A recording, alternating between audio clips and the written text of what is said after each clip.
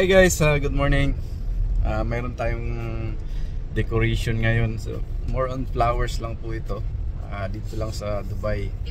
So, kasama natin si Manir, ang ating puging driver. See, it's from India. It's a nice guy. So, ang dala naming sasakyan ay what is this called? This car? GMC. Yeah. It's big and wide inside. Marami kaming dala. Ayan, mga gamit natin, mga dry leaves po at saka mga may kunting mga glasses at ang tawag diyan, mga flower pot. So continue for 1 kilometer. Hindi siya birthday, kumbaga welcoming kids. So i-welcome natin si Adam. So ayan guys, on the way na kami papunta doon. Nice road, very wide road.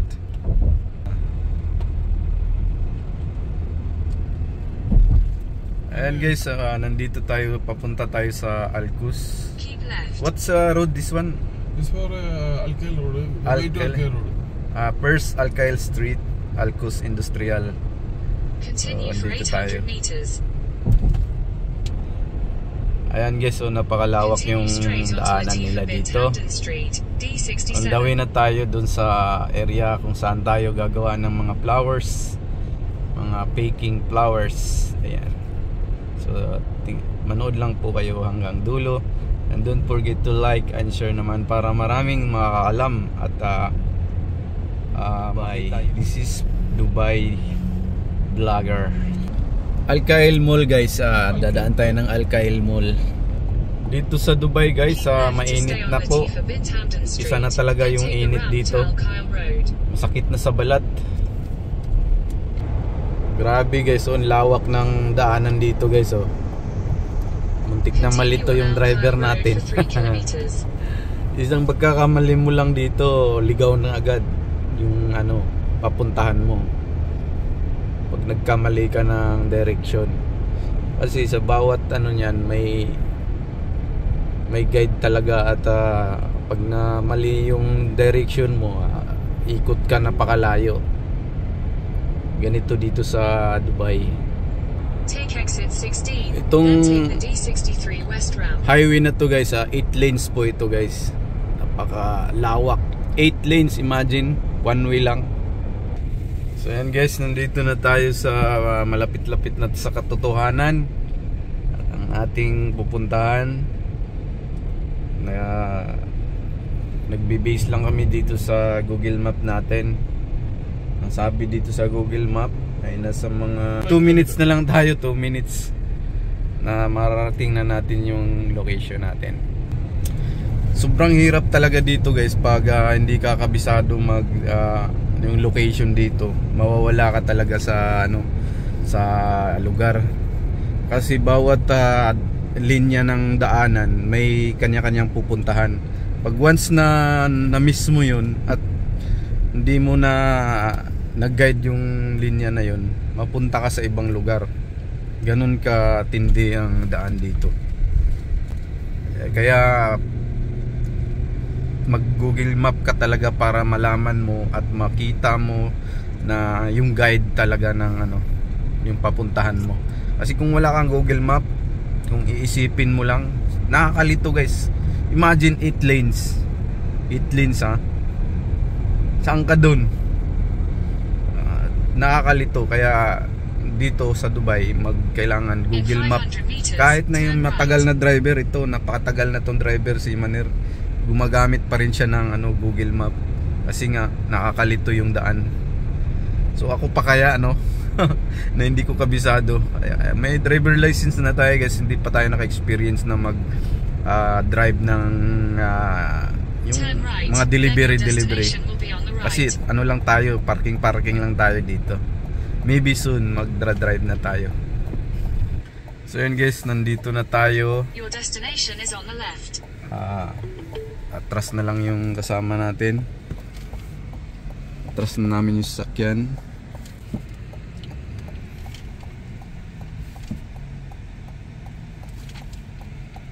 Hop, hop. Tingnan mo naman oh. Ang lupit. Ang lupit. Tingnan mo yung camera dyan sa harap. Diba? Kahit di ka na tumingin sa likod, no? May camera naman eh. Plus 360. Mga kalobo, gagawa na tayo ng balloons. 3 kulay po ang ating balloons dyan. Kulay gold, white sun, at saka green eucalyptus. So helium po ang ating ginamit kasi dito sa Dubai yun po ang ano nila, helium. So dito sa Dubai ang supply talaga ng paggagawa ng helium, or I mean ginagamit na paglulubo is helium kasi hindi siya delikado, hindi nag-aapoy. So yun ang gamit dito. Safe na safe siya. So ayan guys, binanatan ko na yung 100 pieces na lobo yan. Tapos ginawa natin na siyam na siyam ang bawat tali para yun, para lagay natin dun sa gilid mamaya. Kasama pala natin dyan si Maner sa paggawa. Siya yung tagalagay ng mga high float pala. So ayan, tsaka siya na rin yung nag-assist sa akin kung piniprepare na niya yung mga ibang gamit natin dyan. At tsaka andyan, dumating na rin si Amo, kaya yan, tulong-tulong na kami tatlo dyan. Si Madam, ayan, kung nakikita nyo si Madam yan, yan pong amo namin. Hindi lang natin focus, baka magagalit yan siya. So yun lang, fast forward lang natin para mabilis na tayo dyan kasi malapit na yung party. So nasa 5 minutes na lang dapat tapos na. Ang ganda ng buffet table nila dito guys, gawa ng kahoy yan, oh. Sobrang ganda. Nilagyan na rin natin ng mga bulaklak dyan, yung mga peking bulaklak na dahon. So andito na yung guest guy, yung nagdala ng baby, tsaka iba-ibang mga bisita nandito na rin. Yan, halos sa sit up na lahat ang ating mga centerpiece na bulaklak. Yung cake table nila, yung mga dessert nandito na rin. Lagyan na natin ng dry leaves, mga balloons. Ayan. So yun yung sample ng centerpiece natin guys, oh. Ayan, mag-comment lang kayo kung may i-improve pa tayo. Yan siya mga centerpiece natin.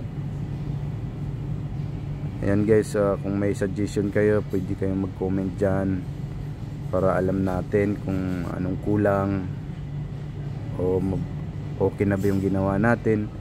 Ayan, para malaman natin guys, mag-comment kayo dyan guys sa baba yung mga nakikita nyo, mga saloobin. Ayan.